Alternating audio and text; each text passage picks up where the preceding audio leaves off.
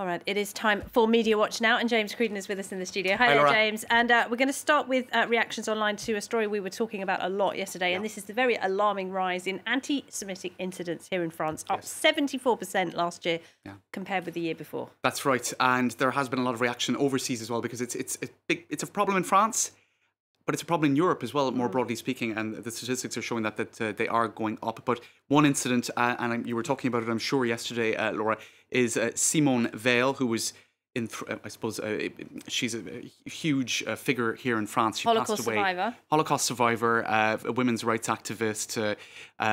She was put into the Pantheon, which is where I suppose the most honoured people in the French Republic are buried. That was all within the last year. In any case, this art installation in the 13th arrondissement of Paris, where she appears on post boxes near the town hall of the 13th arrondissement, was, well, you can see a swastika was drawn over it. Now, it drew condemnation from across Europe. Guy Verhofstadt, he's the leader of one of the parties in the European Parliament, and also the chief Brexit negotiator for the European Parliament. No words are strong enough for how disgusting this is. Anne Hidalgo, the mayor of Paris, in person went to the site of that defacing, along with the artist, and he, in fact, on front of several figures, including the son of Simone Veil, cleansed or cleaned up that particular art installation.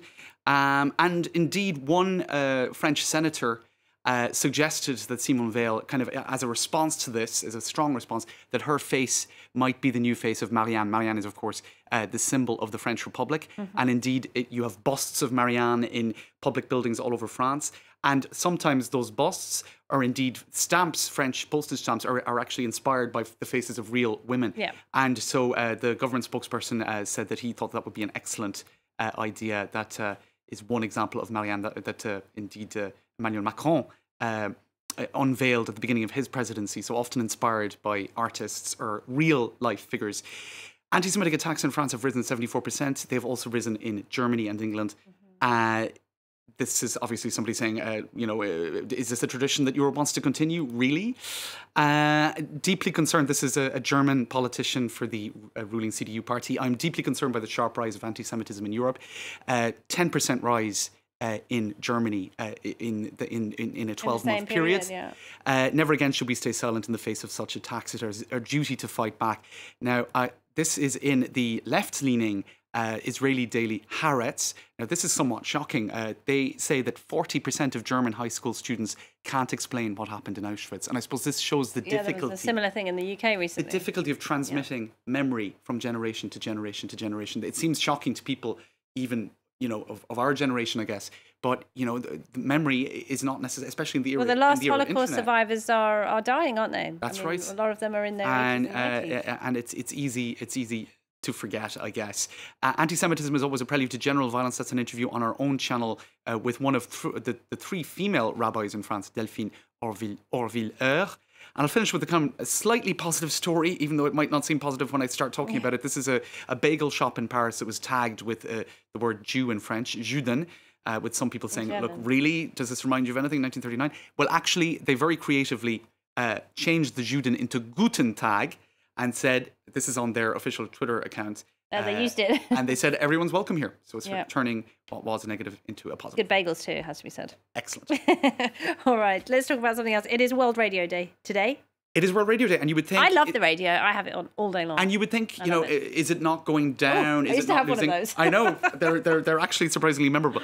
So it's World Radio Day, Journée Mondiale de la Radio, and actually radio is, believe it or not, doing very, very well. UNESCO has been promoting it as a tool that informs, connects, and unites people. And in the era of internet and social media, where you have echo chambers and I suppose fake news and whatnot. You can shout at the radio, but it can't hear you. That's right, and everybody's listening to the same thing. And I think it's just a much more intimate medium. That's in some ways. And it is transferring quite well to the web, in fact, because you've got podcasts and whatnot.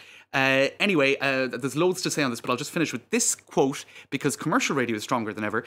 Received wisdom has it that the next generation of media consumers will eschew linear media altogether in favour of manipulating their media diet through on-demand platforms, but it has to be worth considering for a moment whether the exhausting expansion of personal control might itself be a key factor to the enduring power of radio, even with the elusive younger market, because radio is easy, free, fun, and has the ability to surprise. And everybody's listening to the same thing. I think that's the key point. I think so, yeah. Online, not on social everybody media, on their screen. That's right.